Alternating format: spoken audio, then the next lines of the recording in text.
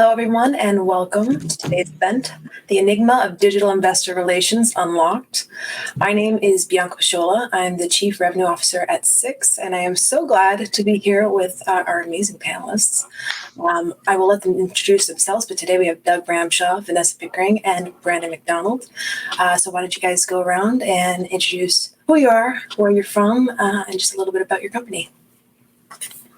Ladies first. Oh, thank you. I'm Vanessa Pickering. I manage investor relations for Orezone Gold Corporation. We are not building a mine in Burkina Faso. We have built a mine. We're pouring gold. I've worked in the investor relations industry in mining for about 18 years now, and I'm really happy to be here with my two buddies, Brandon, Doug, my three buddies, and Bianca. I'm Doug Ramshaw. I'm the president of Minera Alamos. We are also a gold producer in Mexico and looking forward to building a second mine to follow on from that one. Probably start building that around the second half of next year if all goes well. On a capital market side, which I guess is my flavor when it comes to investor relations, I've been a mining analyst way back in the day and really always had more of an interest in the capital market side than the geology that I did 7 years of training at, and forgot most of it over the years. So, happy to be here with my good friends and their cats. Yeah, no cats here, but I can push something off the back like table there if it helps. But Brandon McDonald, CEO of Fireweed Metals. We're a Vancouver-based company, but focused on projects in Yukon and NWT. So our large zinc, lead, silver Mac Pass property in Yukon, and our Mac Tongue tungsten property, which spans the Yukon and NWT border. So both large-scale, world-class critical mineral projects that we're happily pushing along. Background as a geologist, but like Doug, I don't get to use my geology in anger much anymore. A nephew or something will ask me what a rock is, and I'll make something up because I don't know. But yeah, happy to be here. Certainly amongst good friends. Amazing.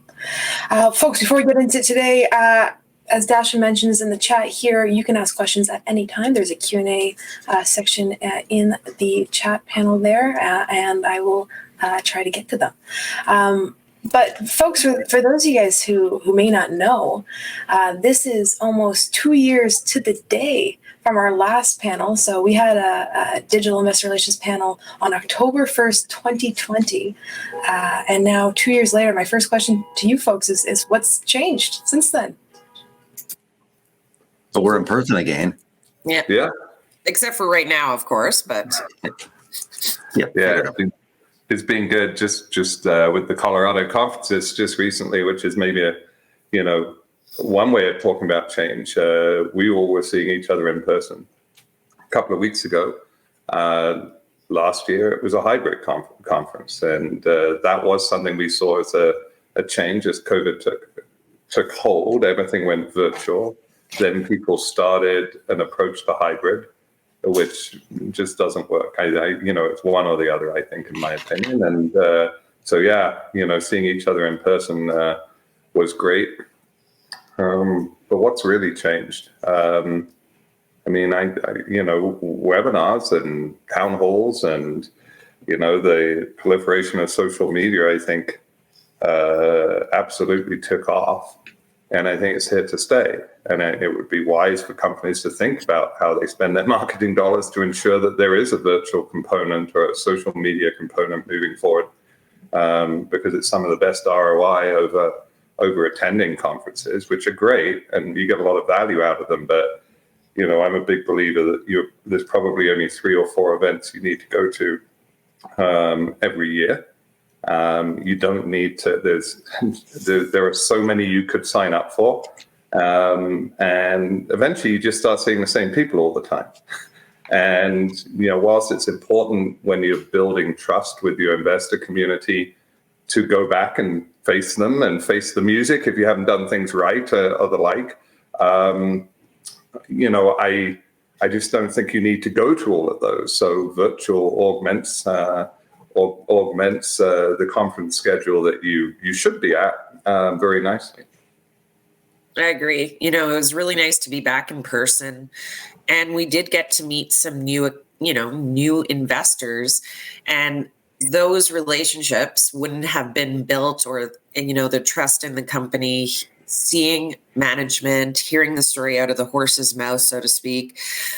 Meeting on a virtual platform, I don't know if that gets it across as much, but it's certainly, for us, for Orezone, we will continue to do digital marketing as well. It's a way for me to preserve my president and CEO's time. It keeps existing investors aligned with your story. But I don't want to do hybrid events, because I think that you're doing one or the other, just like Doug said. Well, and you think about pre-COVID, I think some people occasionally used like Cisco WebEx.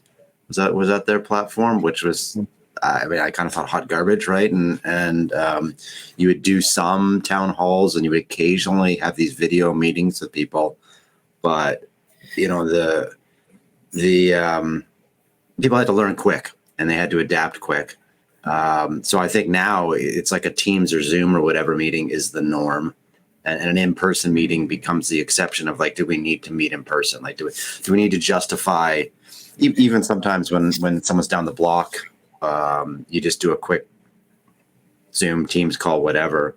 And I think that's changed a lot. But, in terms of switching back to in-person conferences, and I think we talked about this, 2 years ago, is that what's missing from a virtual conference is the serendipity, the chance encounters in the hallway, the conversation. I mean, let's be honest, there's not a lot of good conversations, I just say productive conversations had at the lobby bar at the Hyatt in Beaver Creek. I think that's probably more chaos than order, but that ability, because I think of like at Beaver Creek, whatever it was 2 weeks ago, if I had a little gap in my schedule, you would just go hang out outside, and there's people there, and you catch up. And this last year, I think some of the most productive or best planted seeds were not scheduled meetings. They were like just something that just happened. You bumped into something, and someone said like, oh, like, X, and so it grabs your attention and you follow up on it, which would not have been a meeting. They wouldn't have thought to tell you unless they saw you, and you wouldn't have scheduled a meeting because you didn't know that they had some piece of information that was useful for you. So I think Doug's right that you don't need to go to a conference every month. I don't think there is a good conference every month. I think there's in various places, I kind of think Roundup, PDAC, Beaver Creek, Minds of Money London, kind of the ones that I'll be sticking with. But it's definitely nice, and we have friends in the industry, right? And it is nice to be friends again, and in-person friends for sure.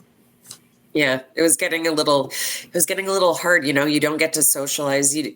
Your script about your company is so prescribed when you're doing it digitally, in a way, like you have time to think about what you're going to say. It's not off the cuff or anything. You're not in rooms. You're not hearing, oh, did you hear about this company? Did you hear about this company? That's, that is the benefit of being in person. And I think, when you can have a slide deck with you in an in-person meeting, and as you typically do, and you might bust out your tablet or laptop or printed version, but I tend to rely more on the slide deck virtually when it's like a part of the platform. And I think that makes it less organic and less natural.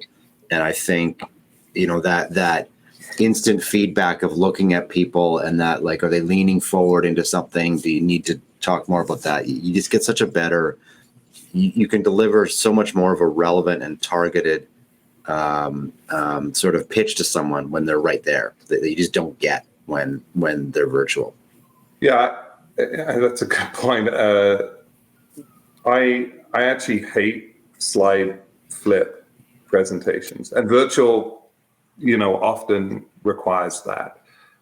75 meetings, I think I had scheduled ones over Beaver Creek and Denver. And I think we got to about the 70th before someone actually asked, well, do you have a deck? I just love, because bottom line, when you're talking with people, what doesn't come through the screen, ex-colleague of mine, Chris Taylor, that everyone would know, who was an absolutely amazing presenter. When you listen to him in person, the passion, the enthusiasm would come out, so well. And in fact, he was able to translate that to the video screen.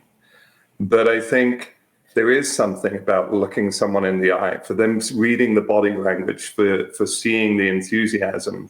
And the reason I don't want to have a deck in a presentation is because, to me, everything can be found online, to support what I'm saying. But if I'm having a meeting, whether it's with for someone for the first time, if they don't like the 10,000-foot view, if the model doesn't make sense or whatever, it doesn't really matter what pretty pictures I have in a deck. I want to have a conversation with people. Virtual kind of can take you more to page flipping.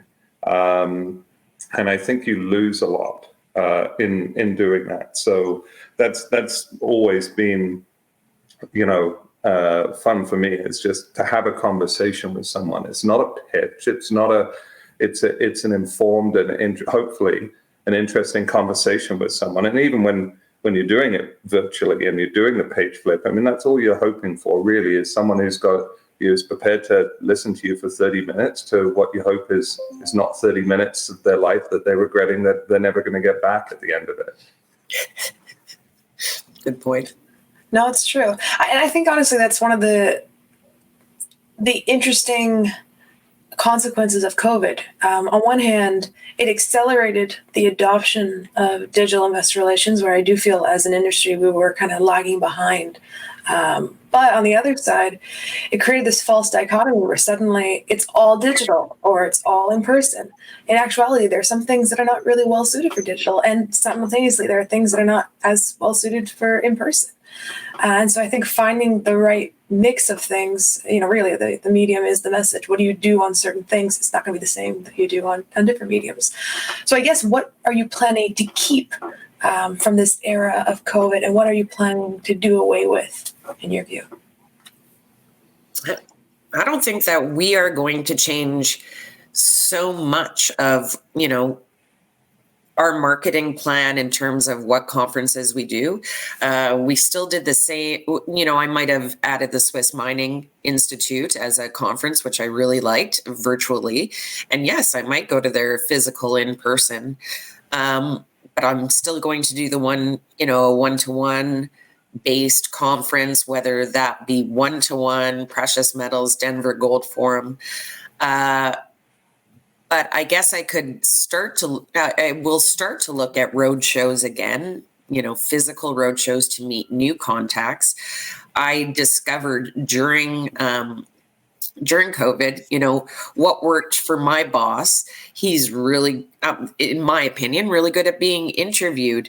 But when we're going through back to the slide deck and just going through slides, it's not that organic feel. So I don't think I'm going to change so much. I'm just going to recognize what works for my company and not get seduced by all the other things that are being thrown at me.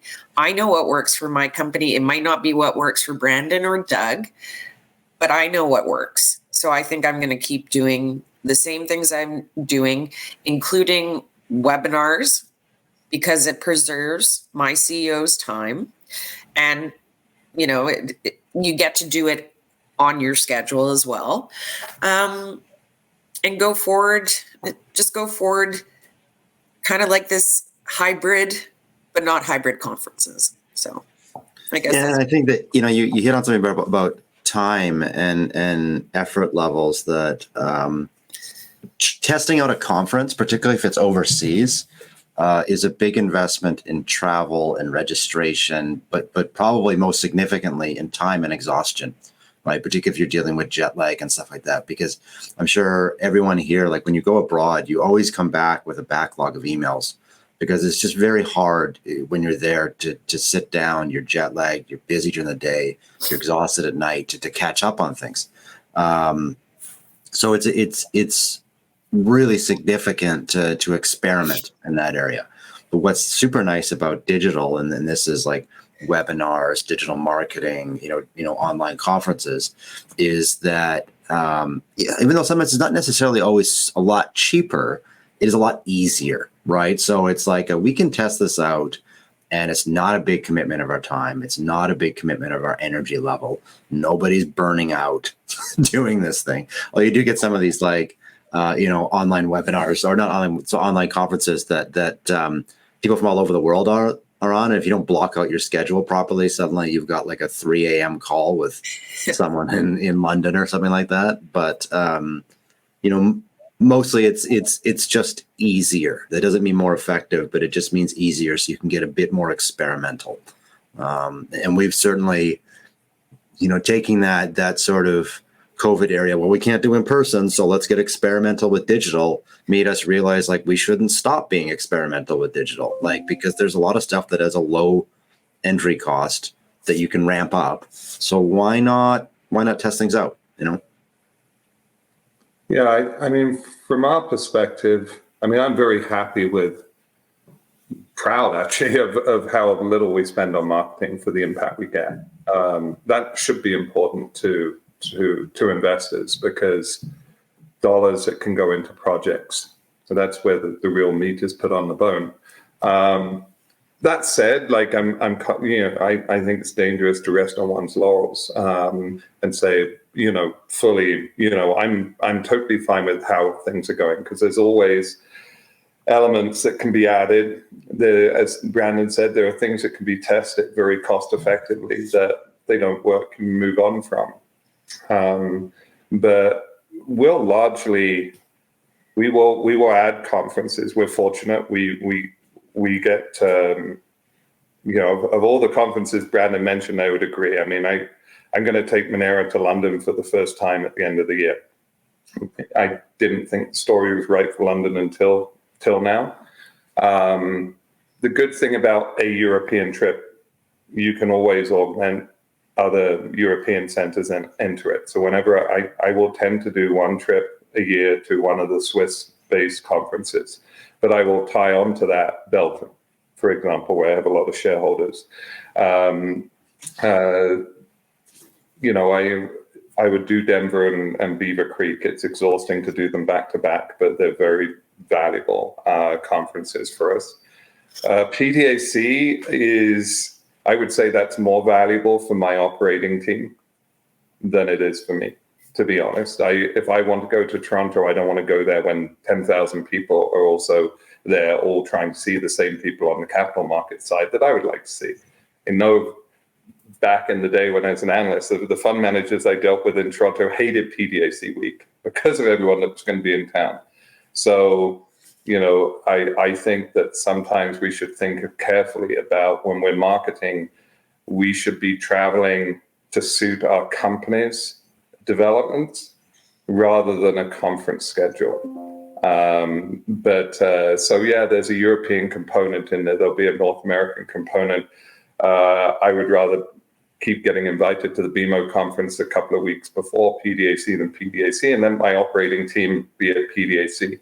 But I think everything else will largely stay, untouched. I think the only difference for me next year that could see increased travel is, certain desk presentations I'm doing with the bankers and certain non-deal marketing that the bankers offer, which we've done virtually in the past, will be structured much more about a tour of a couple of centers, New York, Toronto, and wherever. And that will be an additional trip in there.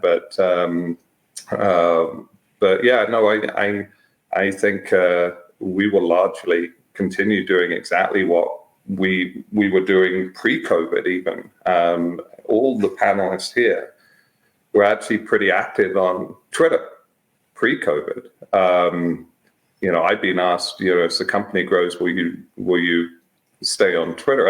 I love the engagement with people. I want people to be able to feel like they can reach out to us, in whichever capacity. I think shareholders don't do it enough. So when you can provide them the opportunity, I think you can build a connection, and they can realize that behind, a title or a bio and a website, we're just people. After all, I'm just charged with the responsibility of serving at the shareholders' pleasure. But I love things like Twitter for the engagement, and I can quite honestly say there's been no better ROI for Monera.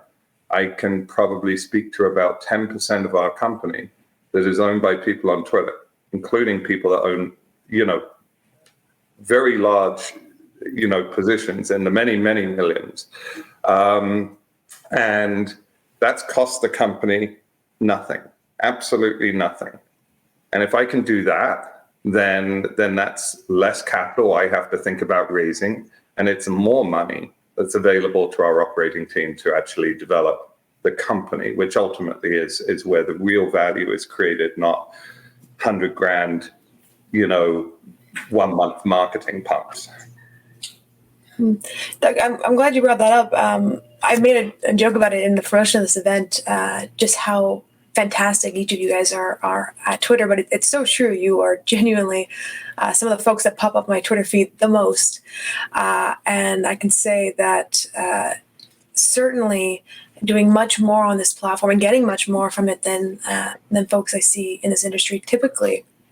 I think the personification and the humanization it's been able to generate is something unique. What would you say to folks who are trying to get into Twitter? How has it been effective for you? Why do you enjoy it so much?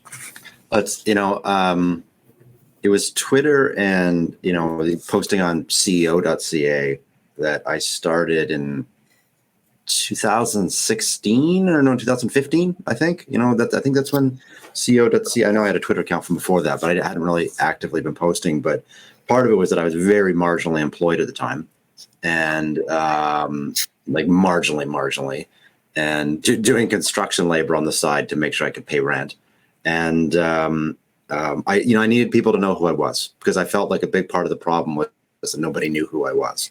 So the path I took was to try to be useful and authentic on Twitter, right? So and really that was following the lead of our good friend Rob McLeod, right? I know I stole your thunder there, Doug, because but it's super relevant because and what happened was I didn't know Rob, and I just was kind of posting on both and trying to be useful and chime in on things that I thought I had something interesting to say.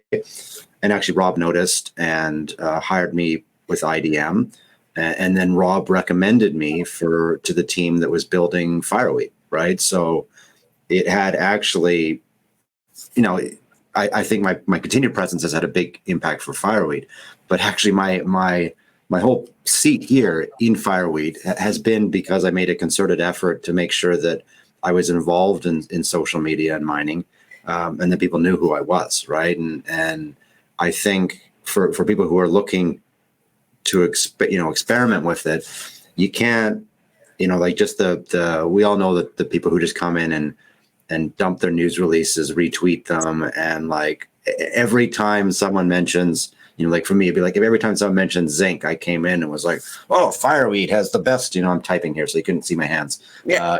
Best zinc project in the world, and you become a bit of a one note, right? Like people, you have no authenticity. People are there, you're there to promote your wares, right? So I think you have to be useful outside of just your own stuff, right? Like commenting other stuff, understanding that, although we all have private opinions on many companies, I find it pretty risky to throw stones when you're probably living in a bit of a glass house yourself, so I don't tend not to throw too much shade at other companies unless that, it's something egregious, right? But certainly, try to get out there and provide some useful info for people.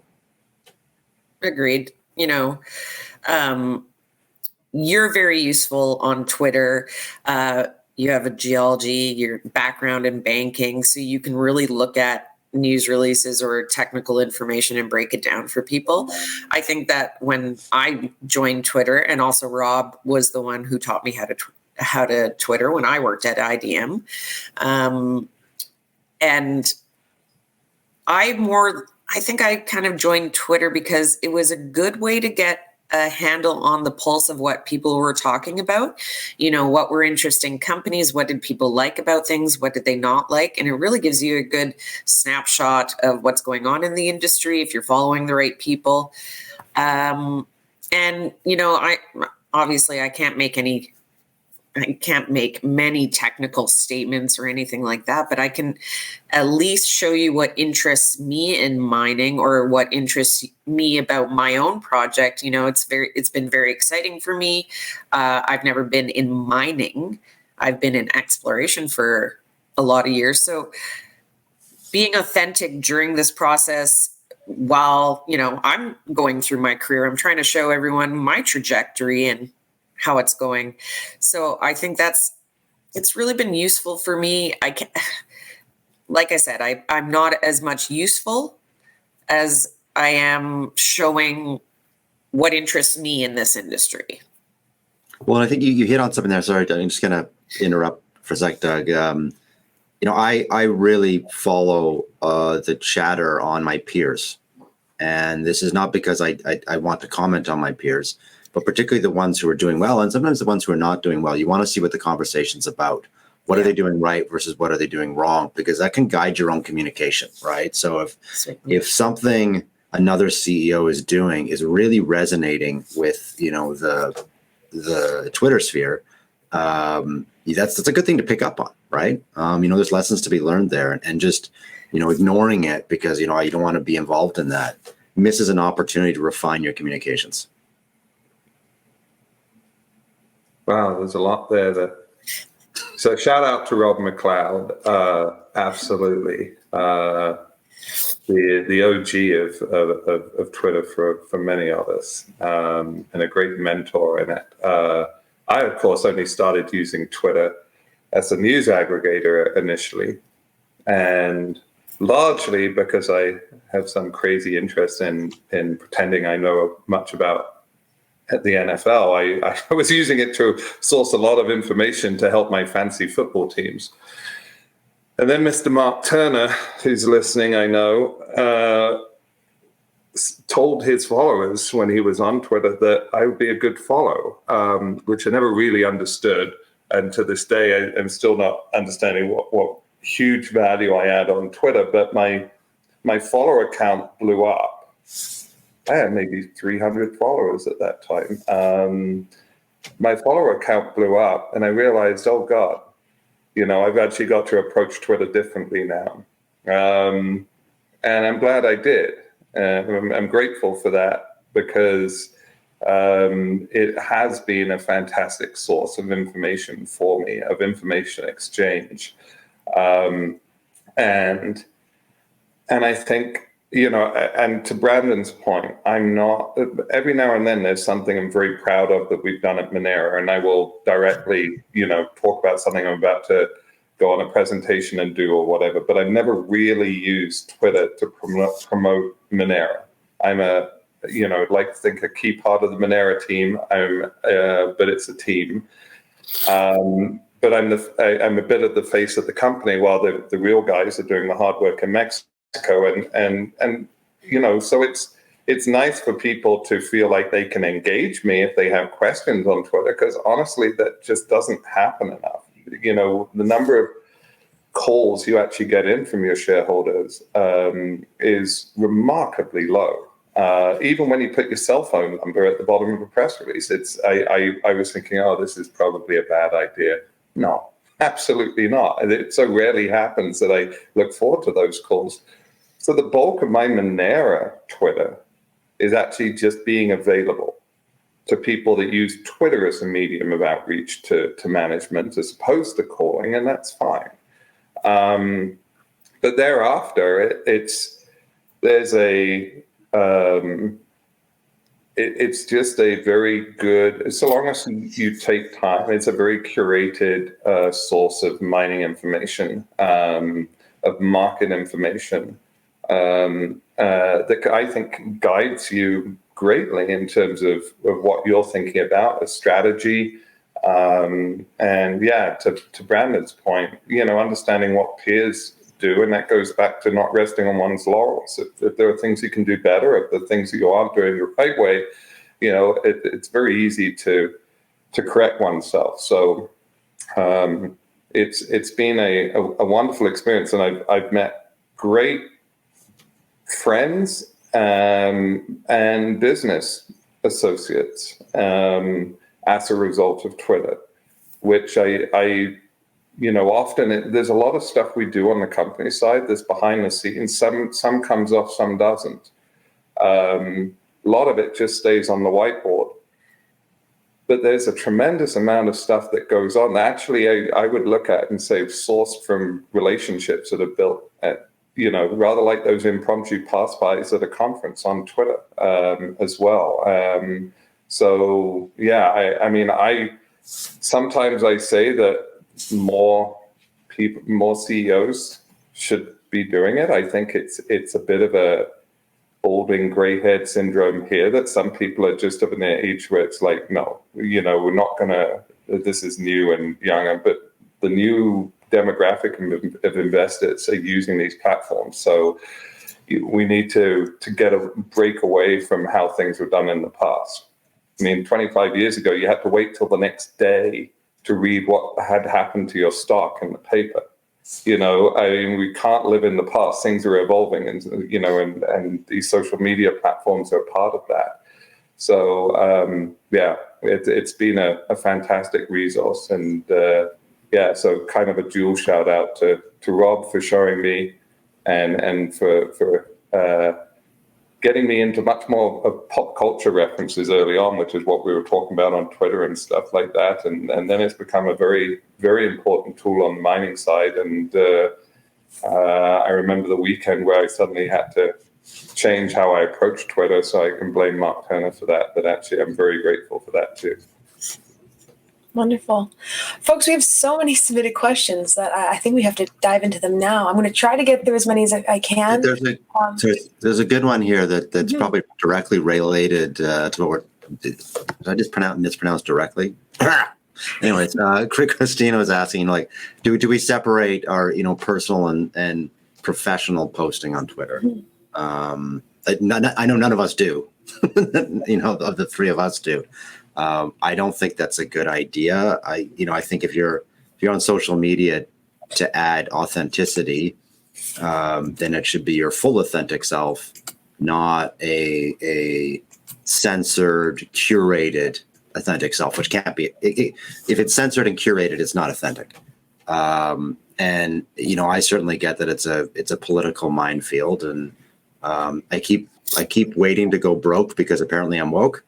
It hasn't happened yet, but it's who I am. And look, lots of people who've bought fireweed on the back of my engagement on social media do not agree with a lot of my politics. Because there's certainly a pretty big gap between a lot of classically conservative mining investors and where I usually sit. But they at least appreciate that I'm passionate about it, that I think about it, and that presumably I bring that passion to my work as well, right? I'm not passive. You're going to alienate some people, I think, if you have any sort of, I mean, I don't know. Every piece of politics these days is somehow going to be controversial. There's someone out there. It is impossible to be both political and so milquetoast that you don't offend someone, right? So, yeah. So I don't separate it, and I don't think it's a good idea. I guess I agree. I'm huge about, if someone meets you in person, they should think, oh, you're just like you are on Twitter.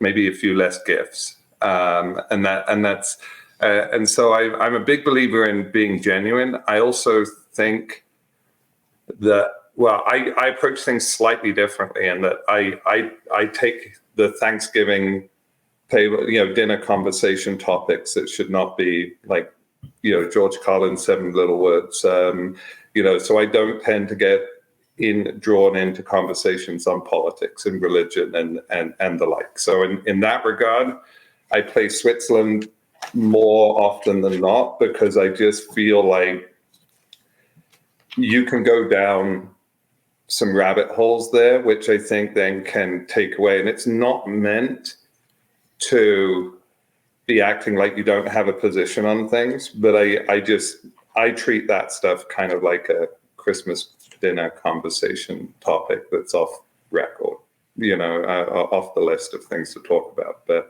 other than that, I fully agree. I think it's still important.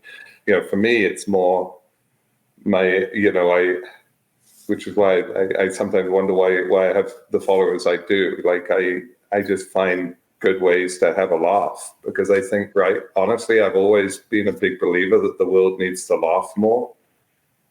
And yeah, so I think we as an industry need to educate more, and I like Twitter for that.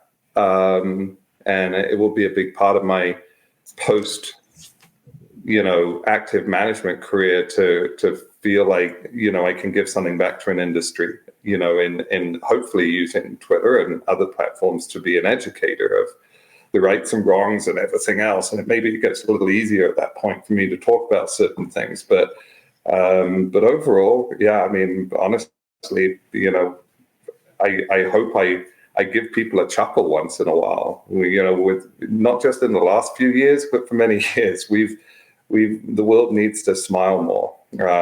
And so that's my banal way of approaching Twitter most days. I agree. And, that's another thing that Rob taught me about being authentic on Twitter and showing your personality. He always, Rob said, he's like, if you're going to write like you are doing a press release title on Twitter, and then they meet you and you open your mouth, Vanessa, people are going to know that there's a disconnect there. So might as well be yourself, because the people that do know you, that are following you already, will be like, that's not the Vanessa we know. So it's been important to have authentic communication, funny communication. It's not just a corporate account. I have the corporate Orezone account, and that's purely events, news, interviews, etc.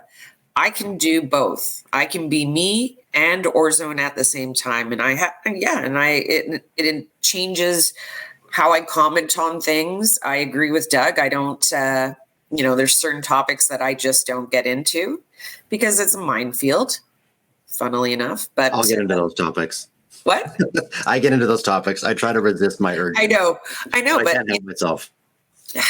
I'll piss someone off. You know what I mean? Like that. I don't want to do that. I just want everyone to, I guess, be able to have a voice on Twitter. I have a voice, and I hope that attracts people, because I do love what I do, and I hope that comes across in how I post, and I think that has attracted people to what I do. Awesome. I think Eric Zonschub's question is very apropos here. We've actually addressed this 2 years ago, but it's worth addressing again. Kind of goes back to when I was talking about 25 years ago, where we get our quotes the next day in the papers. I mean, in the early days, stock chat rooms like Stockhouse and Stock Group. I'm showing my age because there were two at first, and then they merged. The BCSC put guidance out 25 years ago. It's never changed. To my knowledge, it's never changed. That company representatives should not respond to people in chat rooms and the like. And I think it's archaic. I mean, obviously, the first thing I would say is nothing should be disseminated that is, material on Twitter, because that, there are rules on how BCSC wants dissemination of news, for a mass audience, but you can still have conversations on Twitter, and this is, or in a chat room. The reality is, for all that guidance provided by the BCSC 25 years ago, there was no guidance about, if you're meeting someone at the Lions Pub in Vancouver, don't talk to them about,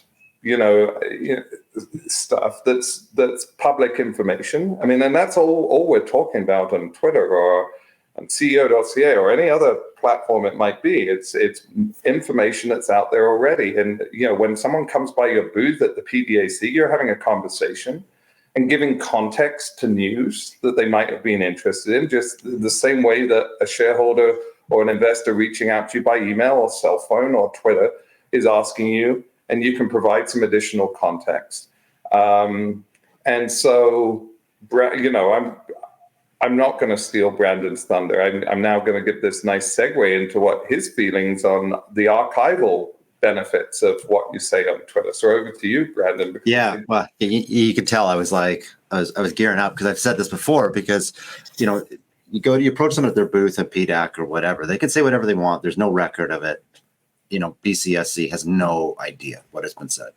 Everything I say on Twitter is, because I'm not, unless you're doing it anonymously or something like that, where they don't know it's you, but it's preserved, right? So to a degree, if I'm offside, at least from the Securities Commission's point of view, there's a record of it, right?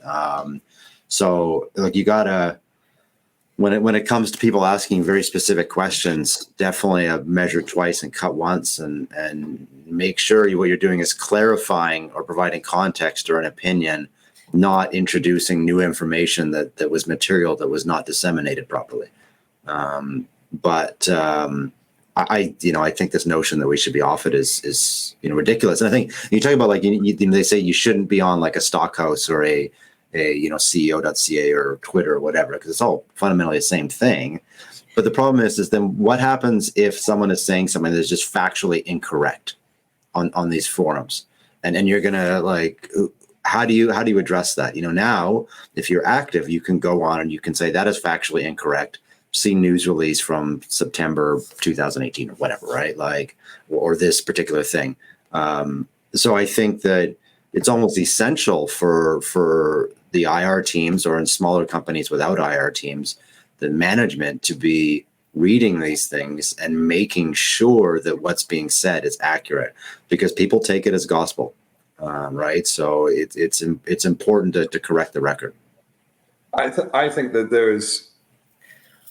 there is way more egregious stuff that goes on in our sector than worrying about what is done on Twitter or CEO.ca or in any form of social media. One example, there was a fine, I'm not going to mention names, people probably figure it out, because let's just say in the last couple of days, there was a financing announced by one company. I got details of that financing, sent to me by my broker last Friday. The stock sold off at the beginning of the week. Yes, it was an ugly start to the week, but in reality, that's far worse and far more damaging to the sector sentiment. And so that stuff's going on all the time. Those archaic guidance that were put in place 20 plus years ago, going off on a bit of a rant now, that's, what's far more egregious is the lack of oversight on all manner of shady games that happen in this sector on a daily basis, in the structuring of companies and the structuring of deals and numbered company deals and everything else. And they're all largely designed to take money away from the typical retail investor, who is the ultimate bag holder of those games that are played. So I think we waste, hopefully we're not wasting too much energy worrying about, how we conduct our behavior on Twitter or anywhere else. Actually, I wish we would start looking much more at the inner workings and this dark market of behavior that goes on behind the scenes, which I think is far, far more egregious in this space and damages investor confidence on a routine basis, unfortunately. Rant over. I love it. Took a turn. I'm going to try to thread a few ideas here in an attempt to address as many questions as possible. But we have a few questions about both how do you measure the ROI on some of these digital marketing efforts, but also what metrics do you look to? Are you looking at things like cost per eyeball? Are you looking for share price appreciation? So what do you measure, and how do you know if you've received an ROI on your efforts in the digital space? So I get my dashboard from Six. But yeah, like, like eyeballs, and then click through, and then time on page, and then how many sign up, and then when they sign up, if you're tracking per campaign, are they good or bad subscribers by your mailing list? You can't volume, yes, but with the exception of the $100,000 dirty like emails to your uncle sort of blasts. You can't tell, you don't see the buying right away. So that is such a lagging metric that it's virtually impossible to really know if there's buying coming out of something. Not impossible, but it's difficult. So, we look for all the factors that approximate, engagement, right? And I think it's pretty good. Odds are if someone signs up for your mailing list and is reading all your news releases, that's a good sign. Mm-hmm. Yeah. And the Six dashboard, so if we do a webinar, something like that, I look at who's signed up, who has signed up, the amount of people that has signed up, who is coming back to hear again, how many questions were asked. That's a really good metric. Or then if I'm doing digital ads with Six, what is the cost per ad? How many eyes? Like Brandon said, time spent on page. So yeah, I look at all these things. Or even on Twitter, I'll look at my metrics and I'll see, did they like that picture or that news release? What really got people, what prompted engagement? And then go from there. I have to be honest that in terms of the social media, if we're talking about that, or the digital marketing, I never correlate that to share price. I never look at the share price in terms of what I've done online. I feel like, for a conference, I would kind of look, but we're all beholden to the market anyways. So I don't think that's a good metric, really, for ROI. What I do, I'll cross-reference the attendees here with the people who are currently in Trevor Hall's Twitter spaces right now, and anyone who's there instead of with me is immediately unfriended. And they're dead to me too. But I guess I think all of us here at companies where we're fortunate in that. Yes, obviously we always want to have more buyers than sellers in the stock, and it's going to dictate the movement of a stock on a given day. But I think there are companies which are far more in need of designing programs that are looking for the next marginal buyer of their stock at any given time, and there's a certain immediacy factor to how they conduct themselves. And what they need to deliver on to get money raised or whatever. I'm very fortunate that when I'm doing things, it's not worrying about the next marginal buyer of the stock. They will come if we execute at the project level. And social media is really there to ensure that as we execute and do things the right way, people are aware of that. And I think that's a bit of a luxury I get against the sector. I was looking at some stats the other day that 50% of the companies on the TSXV are sub 10 million market cap. I'm not going to go into my rant about there are way too many companies, but there are way too many companies.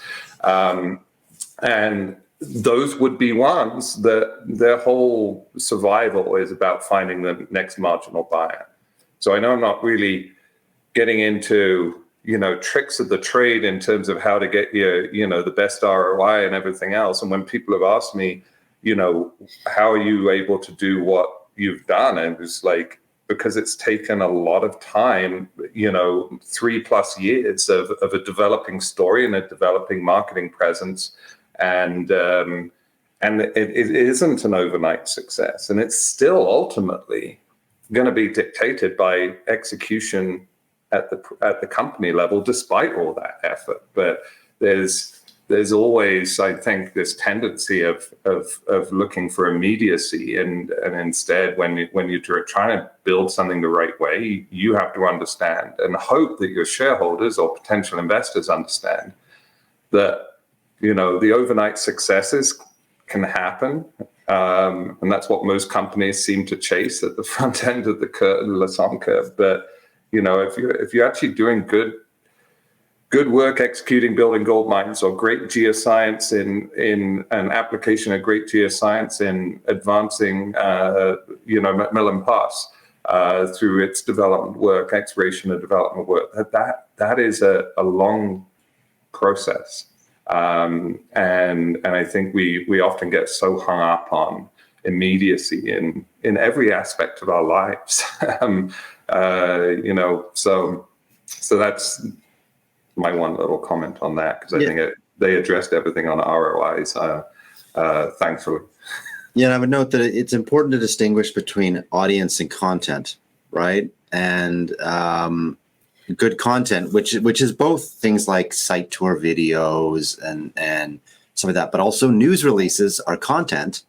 You need an audience for them, and so part of the act of continuous engagement and some of the digital advertising we do and Twitter and stuff like that is actually building an audience and making them receptive for the content when it comes, right? So it's not always about like, this needs to produce buying right now. It's like, no, I need to remind people that we exist as a company and to keep us on their watch list, so that when we come out with that killer news release or whatever, that they see it, right? And I think, our one of our chat groups was talking about how, good companies don't need to market. It's like, it's not true, right? Like sometimes you catch the lightning in a bottle and you get the marketing for free because, the Financial Post wants to do an interview with you, the Vancouver Sun wants to do like hometown boy, like does good sort of thing. And it's so you get and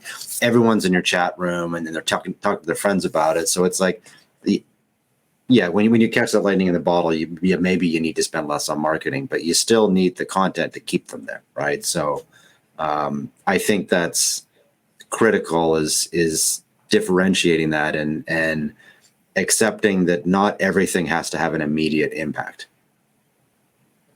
I was just going to jump because there's two questions that could be answered with one, and I think it goes back to this two people asking Rock 92 and Adrian Cantwell with regard to education in general. I mean, this goes back to us talking about how we don't pump zinc every time, and fireweed every time someone mentions zinc, or as a space, and social media and webinars. And I've been on webinars which have been educational webinars, and I think it is a failing of our industry that we're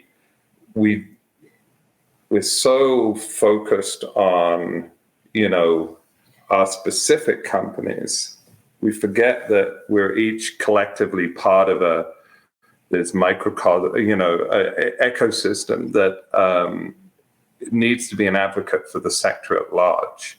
And I think that we should be using tools like Twitter and others to, as just an education platform about the merits of mining in general. So we're not seen as the boogeyman, but in fact, actually as a group of people that can actually help in an incredibly positive way through technological advances that can help societal advances and can help climate advances and everything else, all which are such hot topic issues for the very people that push back against our industry, that these platforms should be used for the good of the sector at large. And I think that young blood coming through will be the best advocates for shifting that change, because I think some of the bodies that are like the World Gold Council for the gold space, I shake my head every time I see them trying to approach social media, unfortunately, and I'd love to know the average age of a member of the World Gold Council's governing body that thinks that some of those plans are a good way to excite people about gold. I think there's other ways, and it should apply to copper as well, and lead and zinc and even tungsten. But yeah, so I would say to both those people asking about education that, this goes back to the fact that when we have a presence here, we should be advocates for the sector at large, not just thinking about hammering home our particular topics of discussion related to our companies. Agreed. I wanted to, Brandon, I think it was you that said it a few years ago. We're probably going through a little bit of a downturn. And you said on Twitter, like, if we can't be the cheerleaders of our own industry, why would anyone invest in us? If we're the ones that are like, oh my God, the sky is falling, why would, if we're the ones saying that as spokespersons for our companies, as people who work for these companies, if we are not educating or cheerleading or creating enthusiasm for what we do, why should anyone follow us, buy us, anything like that? No, yeah, I think it's you don't want to just put the brave face on. I think it's you can show that you're suffering when the market's bad, but that doesn't mean that the nihilism does not help. And I think that reflecting that, hey, the mining's not going away. This is a downturn. In fact, it exacerbates the problem as we have these downturns, because we're not getting significant capital investment, right? So impressing that upon people while admitting that you're not happy with where things are. Because I certainly, look, it's my own personal money in the company, but it's also a lot of people who have put a lot of faith in me. And so I am never in a good mood when the stock's down. Like, it's just very hard to feel positive when you've been pummeled, right? Like, because that is a lot of weight on you to know that people put faith in you and you've cost them a lot of money. And you can arm wave it away with like, oh, the sector's down or the markets are down, but it doesn't make you feel any better, right? So at the same time, trying to be like, okay, look, let's put this in perspective. I think is critical. But in terms, Doug, you were kind of talking about something in terms of education. One of the things I think that I commented earlier that it's risky commenting on other people's companies and stuff like that, but sometimes there's people out there who are quite happy to educate retail and do it poorly. That there's a lot of mining amateurs. Now, there's a lot of mining amateurs out there who quite honestly know better than a lot of the pros who have some of the most cogent analysis of companies out there, and they're not in the industry. But there's also a lot of mining influencers who are outside the industry, and some honestly inside the industry, who do a shockingly bad job of educating, and it's usually by choice, because they're trying to pump up their story or a story they're following. And it's a question of whether people like us who want to educate should be chiming in or not and saying that is a bad analysis, right? The data does not support what you're claiming there. And then you get accused of being, oh, you're a hater, you're short the stock. And it's like, no, it's because there's a ton of retail in that, and you're going to lose money, because we've seen this story before, right? And we don't, you might be surprised to learn that we don't like that.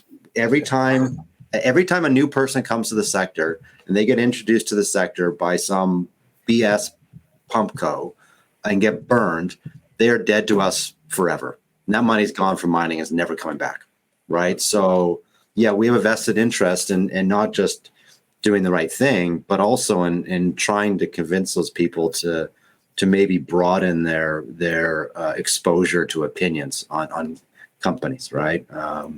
But it is risky, and I think, Doug, you and I have at various times, the times that I've kind of stepped out of my own little box to comment on another company, man, you can attract a lot of hostility if it's one of the cult co's, right? Well, you're just in it for the cheapies. That's the yeah, exactly. Yeah, Right. yeah. I'm bashing it for the cheapies for sure, right? I can tell you, I don't need to do that, right? And I'm a terrible investor, anyways, right? I'm running my company. I'm not a trader, so you can rest assured I'm not doing it for something. Folks, I know we're coming to the end of time. There are so many more questions. If anything, this reinforces to me that we should definitely meet back up again. Let's not wait 2 years. Though I am grateful we got to do this by happenstance exactly-ish 2 years from the last one. I wanted to give you guys a beat, though, to, well, first off, I want to thank you all. Thank you so much for sharing all your wisdom, and also give you an opportunity to share any final thoughts with our audience here about digital investor relations. I won't be on TikTok. Oh, Rob set the trend, though. Rob, I know, but I just don't want to feel like I'm always following Rob. So I'm going to let Rob out, who will, I'm sure, be a sensational follower on TikTok like he is on Twitter.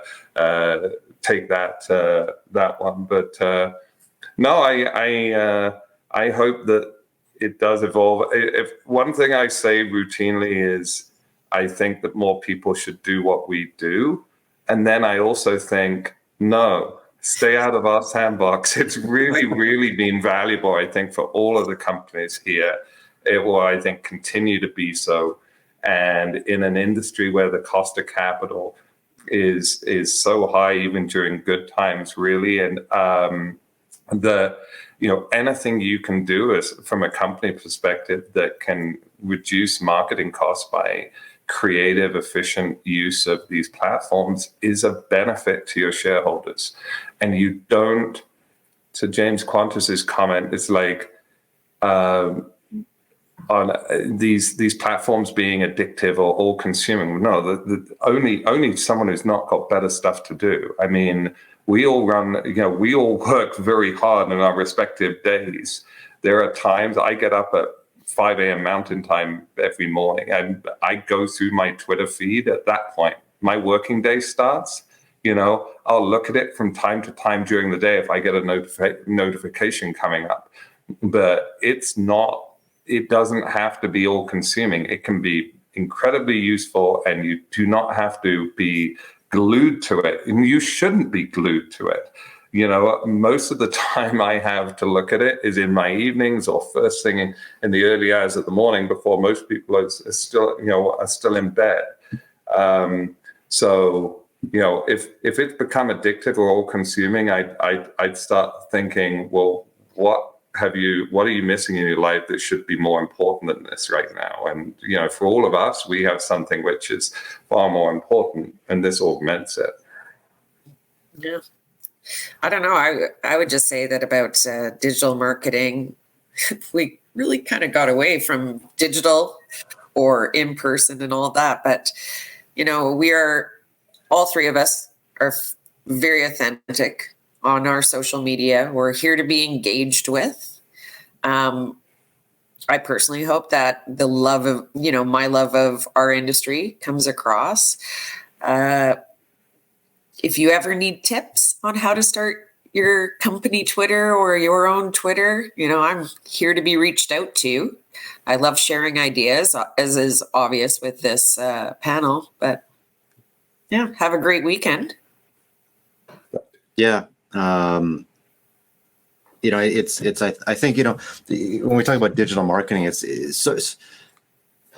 you kind of have to separate it, because social media is a bit like just social in person, right? It's the counterpoint to that. And if you would find it weird to be insincere and like scripted and over rehearsed when you run into someone on the street, then you shouldn't be doing it on social media. Although we all know people who still manage, you run into them on the street and they're right into the pitch, and it's like, it's just weird, right? So, but and then conversely, the digital marketing is a lot like, offline or non-digital marketing. Not that like print media is a big thing these days, for marketing, but and I certainly to the older management teams out there, young CEOs, that live and breathe this things, guys like Dustin and Chad and what have you, will eventually eat your lunch because they've got engagement and you don't.